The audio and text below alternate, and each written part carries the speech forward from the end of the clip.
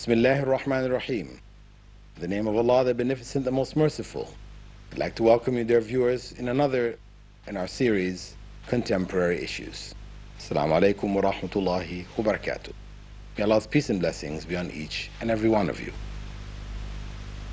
As you know, our program focuses on modern issues which have arisen in our times, as well as some issues which are quite ancient. However, modern views have changed. Among those issues is the issue of abortion, the concept of birth control. This is modern times. Of course, there have been, from most ancient of times, efforts to stop unwanted pregnancies and these kind of things. And this has existed. It's not a new concept, but as a systematic technological, system where people are, babies are being aborted at massive scale. For example, in the United States alone, the 1997 figure was over 1,300,000 babies were aborted each year. 1,300,000 babies. And this is in a situation where people always speak about rights, human rights, animal rights. People are put in jail because you beat your dog or you beat your cat. Somebody catches you doing that, they can put you in jail for beating your dog or your cat. Of course, there are cases where there's abuse of animals and people jail them for that also. That's another thing. But the point is that you have societies and you have such powerful legal systems now where people, for even abuse of an animal, you can be put in jail, fined, all these kind of things. But we're allowed to abort living beings, many times human beings, living beings, 1,300,000 of them every year. This is a gross distortion of what rights are involved. What about the right to life? And this is, of course, the issue which the debates with regards to abortion and non-abortion rests around in the West, the issue of right to life. From the point of view of those who oppose abortion, this is the right to life for these fetuses. And the point of those who support abortion, the argument is the right of the woman over her body. That this is part of her body. If she wants to, terminate it, why not? Priority should be given to her right. Well, from the Islamic point of view, which is the point also held by the right to lifers, is that that fetus growing in the woman's womb is not a part of her. Yes, it is attached to her, but it is not really a part of her. It is not her flesh and blood. It is growing within her. Even the blood that is in the child is not the blood of the mother. Yes, the blood vessels through the placenta, they come very close to each other, and nutrients are passed across the membranes, but the blood does not mix. The child can have a whole different blood type from the mother altogether. So much so that the child could not even accept blood transfusion from their own mother or his own mother. So the issues of the child being a part of the mother, like her hand or her foot, if she decides she wants to take off her finger, you have these Japanese mafia type groups where, part of joining the group, you have to cut off the last joint of your little finger or whatever. You can do that. It's your body. This is the argument. The woman's body, if she wants to cut off pieces, parts, and this type of thing, she can do it. It's her body. From Islamic perspective, no. And from the right to life perspective, also no. That child within her is not like her hand or foot, etc., etc. If she wants to cut it off or change it or whatever, no. It's not the same. Furthermore, from the Islamic perspective, that child growing within her is a life. From the 5th month, this is according to what the Prophet ﷺ taught, from the 5th month, the human spirit is brought into that fetus, and the child becomes now a human being. Abortion which takes place after the fifth month becomes murder, according to Islamic law. Prior to the fifth month, it is still sinful because it involves taking a life. It may not be human life per se, potential human life, but call it animal life. Taking animal life without just cause, from Islamic perspective, is forbidden. Prophet Muhammad, God's peace and blessings be upon him, had forbidden believers, Muslims, from taking animals as their targets. You like to practice with your gun, whatever, you shoot a bird down, see how good your shot is. No. From Islamic perspective, it's forbidden. You may only take an animal life for need, for food, protection if it's a harmful animal, clothing, you need the fur or the whatever to make garment for yourself. These are the only legitimate needs. Otherwise, you're not allowed to take their lives. So it's forbidden in Islam.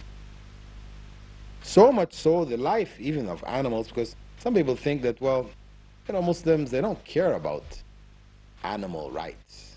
No. Islam has stressed it.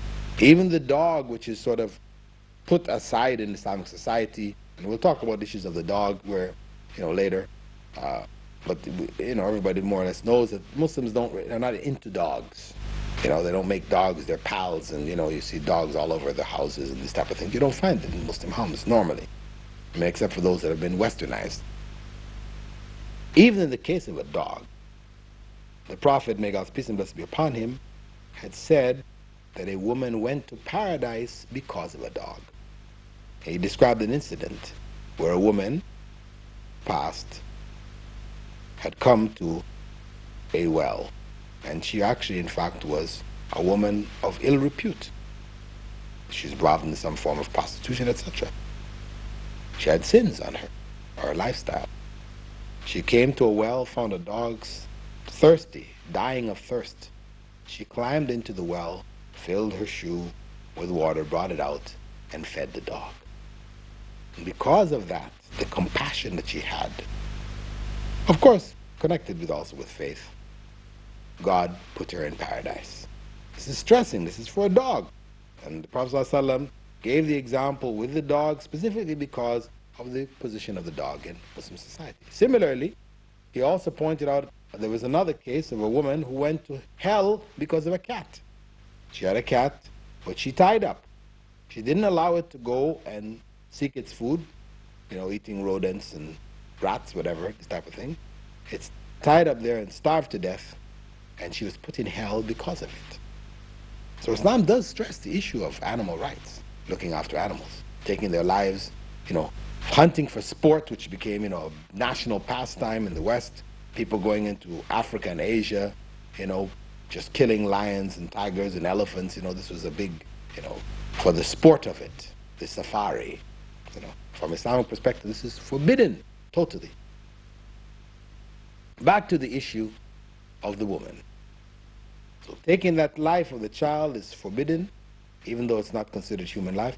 And it's worth noting that, in Western law, Western science today, they're recognizing that it is from the fifth month when the child becomes viable. So that's why they're dealing with issues, when they're dealing with issues of abortion, medically trying to determine at what point abortion should cease. They try to identify the period in which, if that child was removed from the uterus, the child could be sustained and live. They have found that it seems to be the fifth month. Prior to that, any children, they're going to die. No matter what they try to do to keep it alive, etc., outside the womb, it dies. But from the fifth month onwards, it seems that is the period when the change takes place. Of course, they're not believing in a spirit, the spirit is coming in, but the fact of the matter is, this is what it is. And this is, part of the evidence that the message which was brought by Muhammad, may God's peace and blessing be upon him, was a divinely revealed message. Because he couldn't possibly know that. Who could know in those days, 1,400 years ago, that a child becomes a human being, becomes now viable at the fifth month? So anyway, the point is, from the Islamic perspective, after the fifth month it's murder, before the fifth month it's forbidden anyway. And even if we consider the child to be a part of the Muslim woman's body, even from that point of view, Islam forbids. It forbids tattooing, scarring, doing things like cosmetic surgery, where people are changing pieces, cutting off pieces, adding pieces, all these kind of things. We're going to look at that in more detail later. It's all forbidden. The bodies that are given to us are a trust from God. So we're not allowed to distort it and these type of things. It's not allowed. And to cut off parts, you don't like your hand, you want to cut it off, or cut off a finger or whatever, it's not permitted. This popular thing of piercing today, people sticking studs in their tongues and in their ears, their eyes, and it's nonsense. From Islamic perspective, this is heinous. This is evil. It's bad. And of course, there are a lot of cases of illnesses and sicknesses which have come out of it. At any rate, Islam prohibits abortion across the board, with one exception, and that is when the woman's life is threatened. When a woman's life is threatened, then abortion becomes permissible to save her life. Why? Because her life is a definite life. She's alive, she's there. The life of the child is a potential life, because a child could come to term and die. Could die within the womb before it's delivered, or die immediately after delivery. Whereas she is alive now. This is what we're certain of. The other life, the life of the child, we're uncertain. So precedence is given in Islamic law to that which is certain over that which is uncertain. So on the basis of that, the life of the mother is given precedence. So where you have cases of what they call ectopic pregnancies, where the pregnancy is taking place in the fallopian tubes, or cases where women have diabetes and things like this, where pregnancy will kill her, cause her to die, then in these cases it is permissible to abort the child. Some scholars have given exceptions also in cases of rape, and this is of course before the 5th month, where the psychological state of the woman is threatened, her psychological life is threatened. They're equating that to the human life, living, the actual living, psychological life, that if she delivers that child, the society will treat her in such a fashion it will just kill her psychologically. So anyway, the point is, from the Islamic perspective, after the 5th month it's murder, before the 5th month it's forbidden anyway. And even if we consider the child to be a part of the woman's body, even from that point of view, Islam forbids. It forbids tattooing, scarring, doing things like cosmetic surgery, where people are changing pieces, cutting off pieces, adding pieces, all these kind of things. We're going to look at that in more detail later. It's all forbidden. The bodies that are given to us are a trust from God. So we're not allowed to distort it and these type of things. It's not allowed. And to cut off parts, you don't like your hand, you want to cut it off, or cut off a finger or whatever, it's not permitted. This popular thing of piercing today, people sticking studs in their tongues and in their ears, their eyes, and it's nonsense. From Islamic perspective, this is heinous. This is evil. It's bad. And of course, there are a lot of cases of illnesses and sicknesses which have come out of it. At any rate, Islam prohibits abortion across the board, with one exception, and that is when the woman's life is threatened. When a woman's life is threatened, then abortion becomes permissible to save her life. Why? Because her life is a definite life. She's alive, she's there. The life of the child is a potential life, because a child could come to term and die. Could die within the womb before it's delivered, or die immediately after delivery. Whereas she is alive now. This is what we're certain of. The other life, the life of the child, we're uncertain. So precedence is given in Islamic law to that which is certain over that which is uncertain. So on the basis of that, the life of the mother is given precedence. So where you have cases of what they call ectopic pregnancies, where the pregnancy is taking place in the fallopian tubes, or cases where women have diabetes and things like this, where pregnancy will kill her, cause her to die, then in these cases it is permissible to abort the child. Some scholars have given exceptions also in cases of rape, and this is of course before the 5th month, where the psychological state of the woman is threatened, her psychological life is threatened, they're equating that to the human life, living, the actual living, psychological life, that, if she delivers that child, the society will treat her in such a fashion it will just kill her psychologically. Some scholars have also permitted it, especially in cases, this came up especially in cases of war, as in the case of Bosnia, where many Bosnian women, Muslim women, were raped by Serbian forces. People were civilians also. Even the Croats were involved in this. So many Muslim women were raped, murdered and raped, that in these cases where, because of the traditions concerning the woman, somehow the woman ends up in this distorted Muslim societies where people have distanced themselves to a large degree from Islam, but they've maintained some customs and been very rigid about them. They end up looking at the woman as being the cause.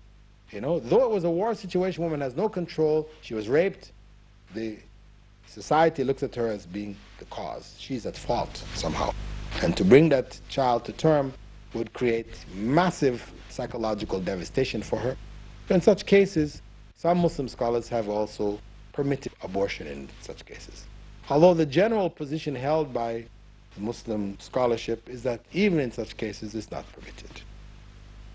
There is no blame on the child. The child has the right to life.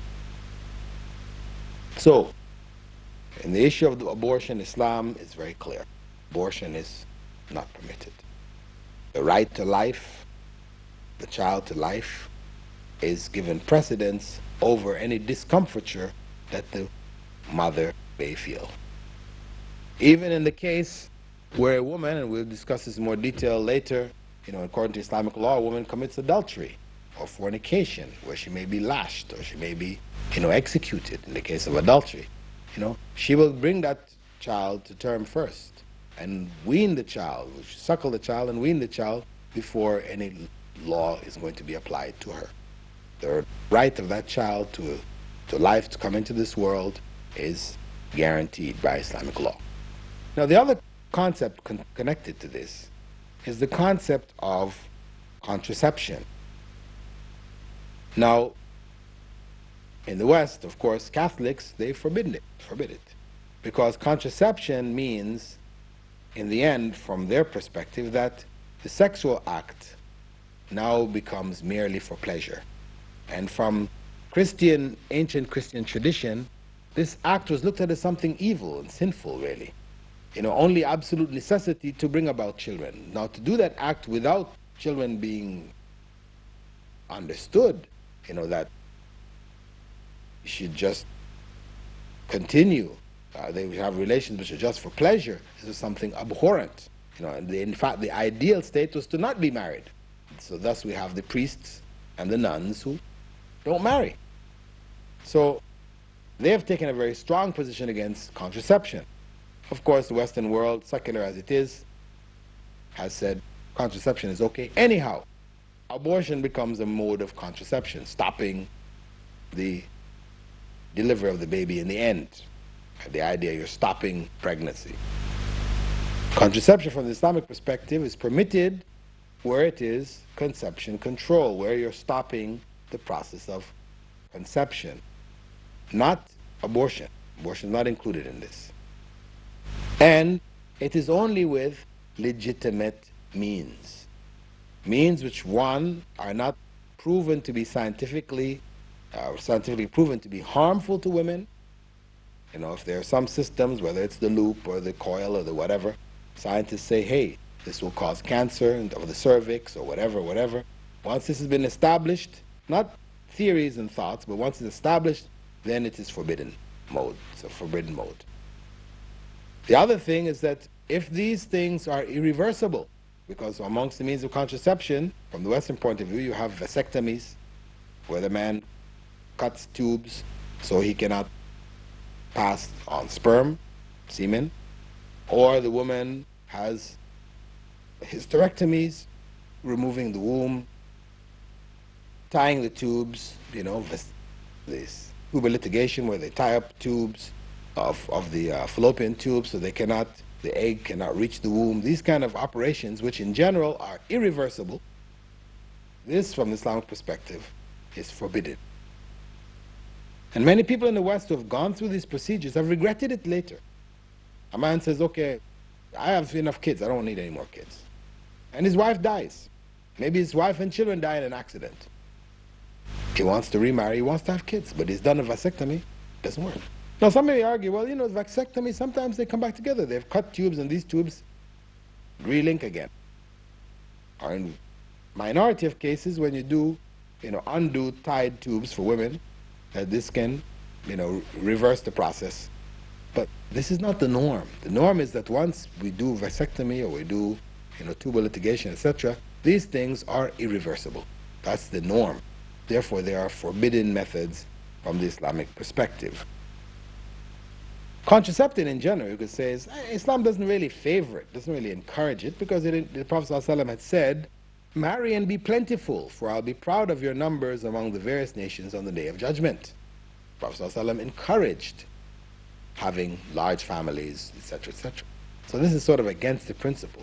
But he did permit, in his own time, people from practicing contraception, which was done in their own methods there. And as I said, it's permissible as long as it doesn't involve harm to the male or to the female. And of course, there is a legal requirement that, for a wife to do it, she must get her husband's permission. For her husband to do it, he must get his wife's permission. This has to be a mutual agreement, because it's the right of the woman to get pregnant, to bear children. It's the right of the husband that his wife gets pregnant and bears children. What's linked to this is the concept of population control in general. And in our next segment, we'll have a look at the issues behind population control. I'd like to thank you, dear viewers, for being with us in this segment of our program, Contemporary Issues, in which we will be looking at a variety of modern issues which face Muslims, which have become issues of concern, where Western media or Western thinkers or movements have identified in the Muslim practice, in Muslim culture, certain areas where they consider to be backwards or wrong or harmful or whatever.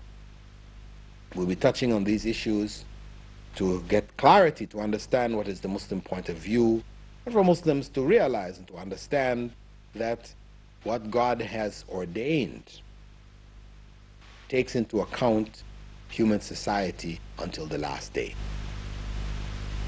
We don't need to modernize Islam.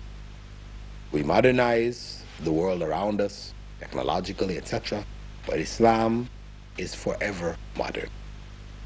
I bid you farewell, dear viewers. Thank you for being with us. Assalamu alaikum wa rahmatullahi wa barakatuh.